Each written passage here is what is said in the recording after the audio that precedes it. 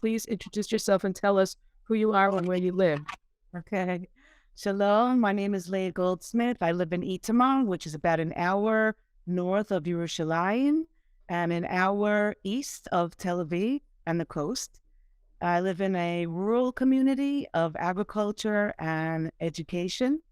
And I know Yad Le'ah, Baruch Hashem, for over 15 years. Okay, wonderful. Tell us what your role is in Yad Leah, what you do, um, how you get the clothing, and what you do with the clothing, and how you're able to get it to people. Yes. Well, it's been a process. From the beginning, when we first started with Yad Le'ah, basically I had boxes of clothing many years ago that I would put outside my house.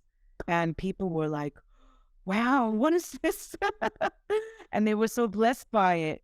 And as the years progressed and we improved, Baruch Hashem, now we have a beautiful store of Yad Le'ah.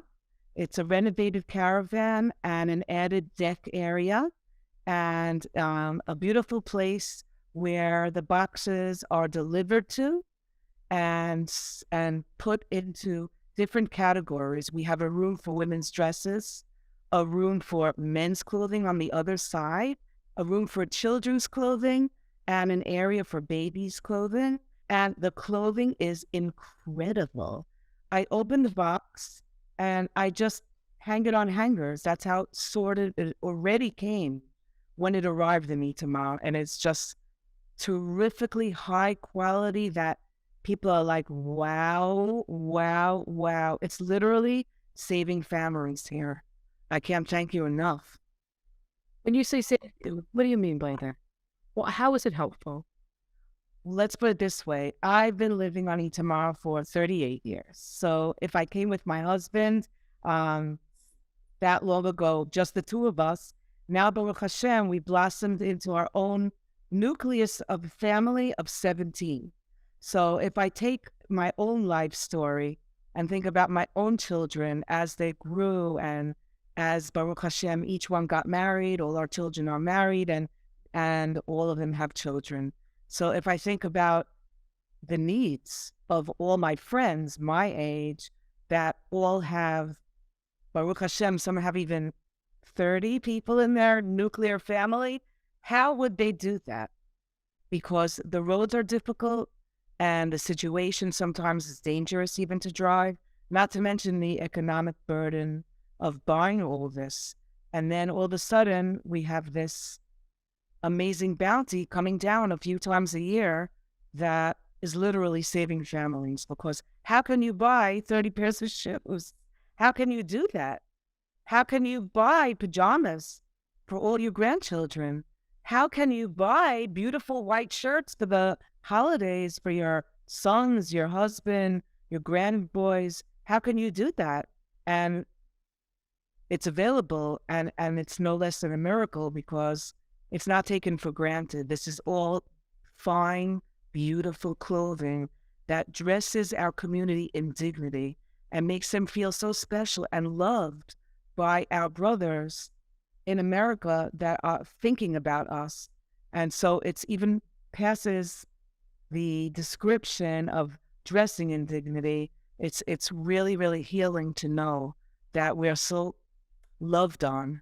And we want to also say thank you so much to everyone that donates to this and to everyone that gives from their factories or from their closets or from gifts that they've received that they're passing on to us. It's so appreciated. Thank you so much. So you're saying that the clothing is helpful in that it allows you to get clothing because sometimes it's just hard to access the clothing from where you're at because the roads can be dangerous and scary. And also economically, it's just there are families that I assume are struggling in the area. Many families struggle. And Baruch Hashem, we have large families here. People have a lot of children. And it's not an easy thing to buy 5 dresses for your 5 daughters. When each dress is 250 shekel if you want to buy a nice dress. And here we go into Yad Le'ah and they get for 5 and 10 shekel, something even nicer. That's not a mace. That's not a miracle to me. I mean, it's Hatzalat Nefashot. It's literally saving families, but it's not easy for anyone that lives in Israel. The economics are very, very difficult here, the economic situation. And the people that create these beautiful things are just being blessed by Hashem because of their givingness. And we don't look at it as tzedakah.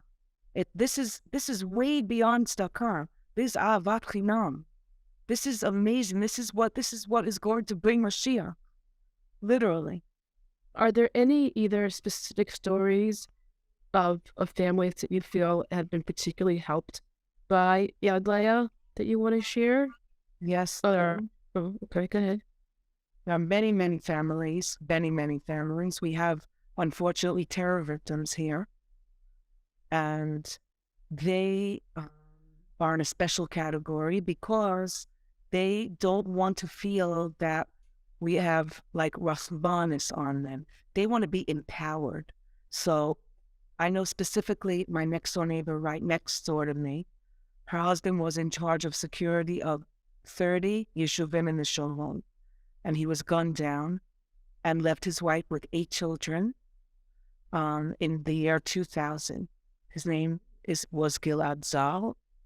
And through the years, I can tell you that it's incredible how his wife had the cloth to raise them to dress beautifully.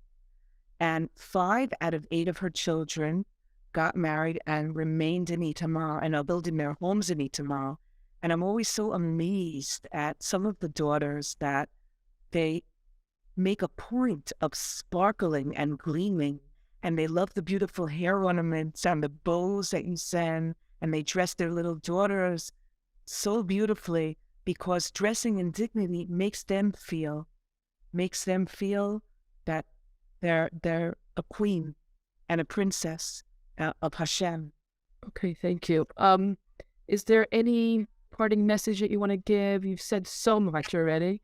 Or anything that you particularly want the Yad Leah donors, the volunteers, the supporters, just to know either about Itamar or about the clothing or about Yad Leah in general?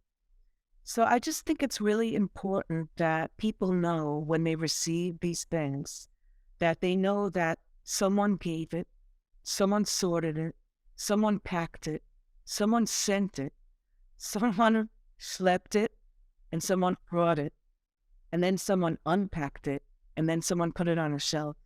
And that there are so many nefashot involved in this process that it's not just like, I'm taking a dress, thank you, here's your 10 shekels, but it's links in a chain that it links us all together in such a beautiful, beautiful mission.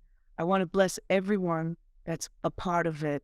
And you should all know that the people that live here in Itamar, we're thinking about all of you. And we want to thank you so much, each and every one of you. Thank you so, so much.